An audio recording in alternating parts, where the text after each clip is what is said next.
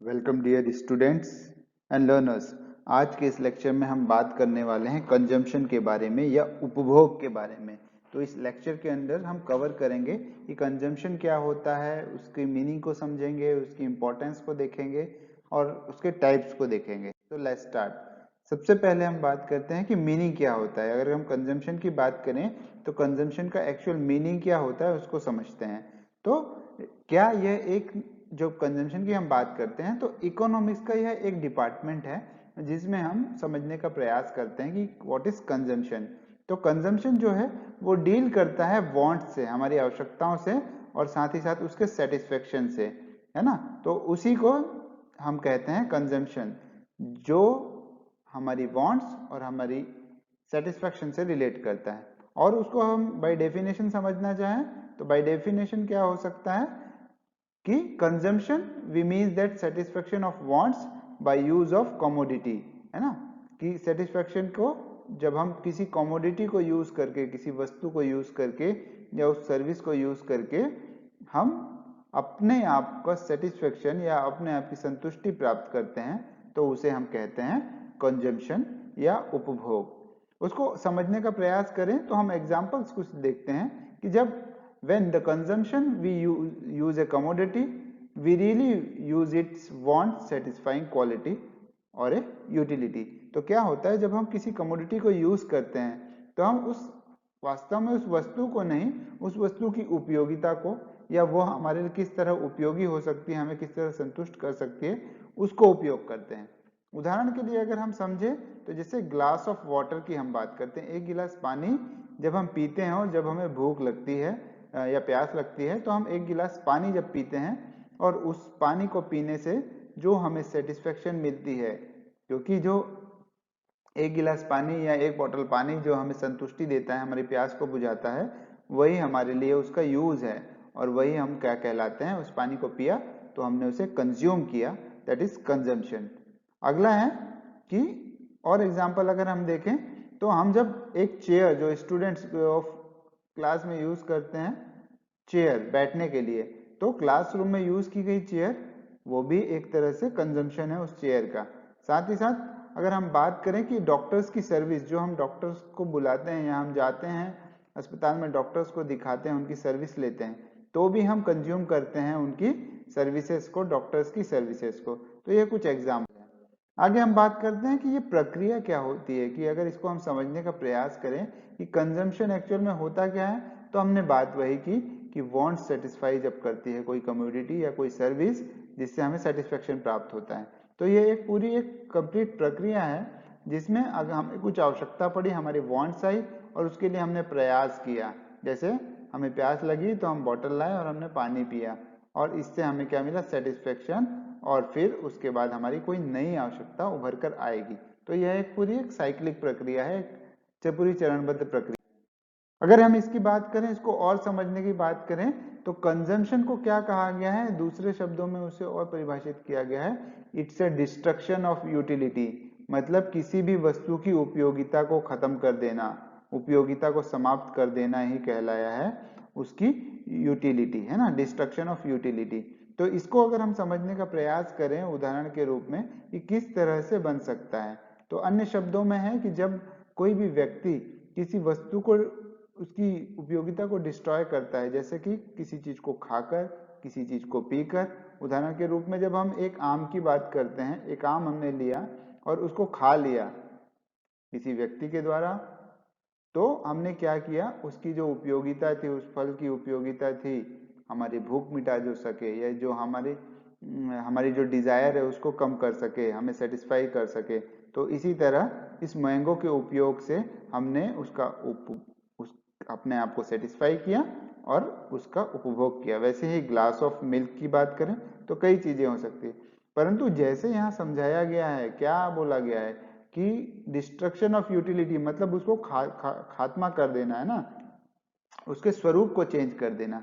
पर ऐसा नहीं है कि अगर किसी घर में आग लग गई तो क्या यह यूटिलिटी को खत्म करना हुआ। इस समय पे हमने उसको पूरी तरह उसकी संतुष्टि, क्या कोई अपने घर को जला के संतुष्ट होगा, या गलती से उसका घर जल गया तो संतुष्ट होगा, नहीं होगा। तो इस तरह की स्थिति में हम इसे यूटिलिटी नहीं कहेंगे। जब ऐसा डिस्ट्रक्शन हो जाए तो यह यूटिलिटी नहीं कहलाएगा। चलिए आगे हम देखते हैं कि टाइप्स ऑफ कंजम्पशन कैसे हैं। टाइप्स ऑफ कंजम्पशन क्या हो सकते हैं? तो फर्स्ट है डायरेक्ट और फाइनल कंजम्पशन। पहला है डायरेक्ट और फाइनल कंजम्पशन। इसको समझने का प्रयास करते हैं, डायरेक्ट कंजम्पशन या फाइनल कंजम्पशन क्या होता है।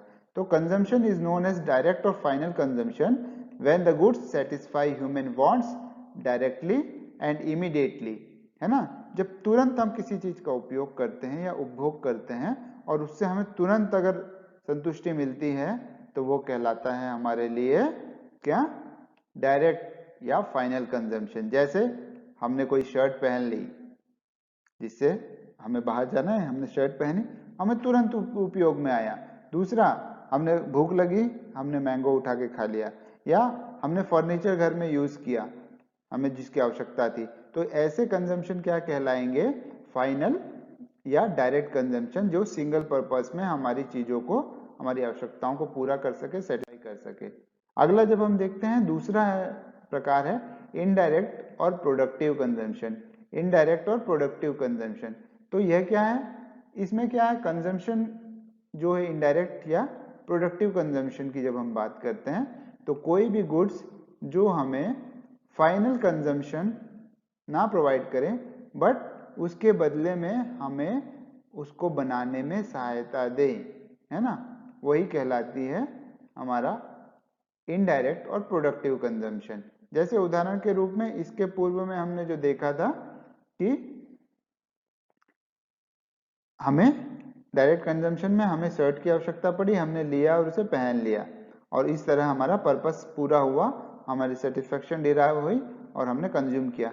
परंतु उस शर्ट को बनाने के पीछे हमें क्या जरूरत पड़ेगी, एक शेविंग मशीन की जरूरत पड़ेगी, है ना, एक क्लॉथ मेकिंग मशीन की जरूरत पड़ेगी, और इस तरह से इसका कंजम्पशन क्या कहलाया हमारे लिए, इनडायरेक्ट और प्रोडक्टिव कंजम्पशन।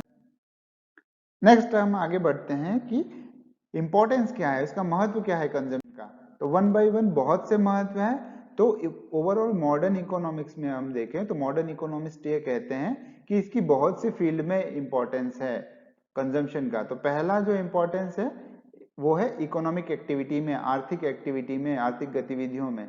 तो अगर उपभोग नहीं होगा तो कहा गया है कि उपभोग से ही प्रारंभ है और उपभोग से ही अंत है किसी भी आर्थिक गतिविधि का, है ना। इस तरह यह एक साइकिल है। एक वांट हमारा हुआ तो हमारी बिगिनिंग हुई, हमारी कोई आवश्यकता हुई तो हमारी बिगिनिंग हुई, और जब हमने उस आवश्यकता को संतुष्ट कर लिया तो हमारी पूरी इकोनॉमिक एफर्ट पूरी हो गई। तो इस तरह से यह भी एक पूरी साइक्लिक प्रक्रिया है जिसमें वांट आया, हमने कोई इकोनॉमिक एक्टिविटी की, इकोनॉमिक एक्टिविटी में हमने क्या किया, हमने पैसे कमाने का प्रयास किया, फिर हमने उन पैसों से जो चीज हमें आवश्यकता थी उसको लिया, कंज्यूम किया, जिससे हमें सेटिस्फेक्शन मिला। देन हमारी फिर कोई एक नई इच्छा जागृत हुई और जब हमारे पास पैसे आ गए तो वो हमारी वांट बन गई। तो इस तरह ये एक साइक्लिक प्रक्रिया है, इकोनॉमिक एक्टिविटी चलती रहती है। दूसरा इंपॉर्टेंस अगर हम देखें तो पुश टू द प्रोडक्शन, किसी भी चीज के उत्पादन को बढ़ाने में सहायक होता है हमारा कंजम्पशन। क्योंकि कंजम्पशन क्या है, जैसे यहाँ पे भी हमने देखा, वांट आई, इकोनॉमिक एक्टिविटी हुई, पैसे कमाए, कंज्यूम किया, सेटिस्फेक्शन आया, फिर नया। तो ये एक तरह से पुश देता है किसी भी नई चीज को बनने के लिए, क्योंकि मार्केट नई नई चीजों की डिमांड करता है, कंज्यूमर्स नई नई चीजों की डिमांड करते हैं, नए डिजायर्स करते हैं, और उसके बेसिस पे क्या होता है कि ये जो प्रोडक्शन इंडस्ट्री है वो नए नए उत्पाद बनाती है, और इसीलिए कंज्यूमर को कहा गया है, कंज्यूमर को कंपेयर किया गया है एज ए किंग। जब मार्केट की बात करते हैं तो उपभोक्ता ही राजा है, यह कहा गया है ना। तो कंज्यूमर ही डायरेक्ट करता है और गाइड करता है क्या चीज उसे चाहिए, और वही पुश देता है ना, वही मार्केट में पुश लाता है कि नई चीजों से बनाया जाए। अगला है इकोनॉमिक प्रोग्रेस, कि इकोनॉमिक प्रोग्रेस कैसे हो सकती है।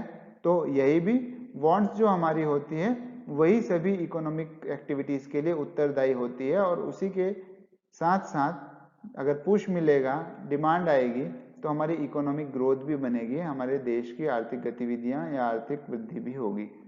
अगला जब बात हम करते हैं तो discovery of a new things, जैसे हमने बात किया कि नई नई चीजों की आवश्यकता पड़ती है या नई नई तरह के फैशंस की जब बात होती है, नए उत्पाद बनाने की बात होती है, तो कंजम्पशन से ही मैन्युफैक्चरर्स को आइडियाज आते हैं और वो बेटर और अच्छे प्रॉफिटेबल मेथड्स लगा के नए नए प्रोडक्ट्स को डिस्कवर करते हैं, नए प्रोडक्ट्स बनाने की बात करते हैं।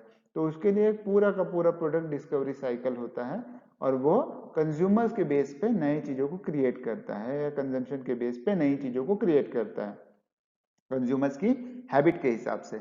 नेक्स्ट है क्रिएट द मोर वांट्स, ज्यादा से ज्यादा वांट्स। तो हर एक इकोनॉमिक एफर्ट से, उसके सेटिस्फेक्शन से नए वांट्स आते हैं, नए नए। जब हमारी एक आवश्यकता पूरी होती है, जैसे अगर हमने गाड़ी की डिजायर किया तो वो पूरा हुआ तो हमारी नेक्स्ट डिजायर आएगी, उसके बाद हमारी और नेक्स्ट डिजायर आएगी। तो एक के बाद एक हमारे नए नए वांट्स आते जाएंगे, डिजायर्स उभरती जाएगी और इस तरह से एक पूरा चक्र बने रहेगा, एक के बाद एक क्रमिक रूप से। हमारी एक आवश्यकता पूरी हुई, फिर हम दूसरे के लिए चले जाएंगे, दूसरी पूरी हुई तो हम नेक्स्ट आवश्यकता की ओर चले जाएंगे। तो एक कंजम्पशन एक नई वांट क्रिएट करता है। नेक्स्ट है इन्फ्लुएंस ऑन एक्सचेंज, है ना। इन्फ्लुएंस ऑन एक्सचेंज मतलब किसी भी चीज को एक तरह से उसको बदलना या नई चीज प्राप्त करने के लिए। तो एक इन्फ्लुएंस करता है कंजम्पशन कि हम किस तरह से नए चीजों को, उत्पादन को बनाएं। तो कंजम्पशन एक्सर्ट करता है इन्फ्लुएंस एक्सचेंज, है ना। तो इस तरह से हम नए चीजों को प्राप्त करने के लिए एफर्ट करते हैं और कंजम्पशन एंड एक्सचेंज का इस तरह से एक हमें इफेक्ट देखने को मिलता है एक दूसरे पर। उसके अलावा है स्टैंडर्ड ऑफ लिविंग, मतलब हमारी दिनचर्या कैसी है, हमारे स्टैंडर्ड ऑफ लिविंग क्या है, उसके बारे में भी हम बात करते हैं इसमें इंपॉर्टेंस के रूप में। तो डिस्ट्रीब्यूशन और फ्लो ऑफ इनकम, इसका लैंडलॉर्ड्स पे, वर्कर्स पे, कैपिटलिस्ट पे, इन सब पे एक गहरा असर पड़ता है और उस तरह से अल्टीमेटली हमारे नेशनल इनकम पे भी एक असर पड़ता है, स्टैंडर्ड ऑफ लिविंग का, हमारे जीवन व्यापन करने के तरीके का। तो अल्टीमेटली हमने इस लेक्चर में समझा कि कंजम्पशन क्या है, उसके टाइप्स क्या हैं, इंपॉर्टेंस क्या है। तो जब हम कंक्लूड करते हैं तो हम यह कह सकते हैं कि जो कंजम्पशन है वो पूरा एम्फेसाइज करता है कि किस तरह से इकोनॉमिक एक्टिविटी में कंजम्पशन का कंट्रीब्यूशन होता है और वो इकोनॉमिक प्रोग्रेस के लिए उत्तरदायी होता है। साथ ही साथ वो हमारे स्टैंडर्ड ऑफ लिविंग या पीपल्स की स्टैंडर्ड ऑफ लिविंग को बढ़ा के ओवरऑल ग्रोथ में किस तरह से पार्टिसिपेट कर सकता है। तो अगर आप डाउट्स हो तो कमेंट करें और वीडियो ठीक अच्छा लगा हो तो लाइक करें। Thank you.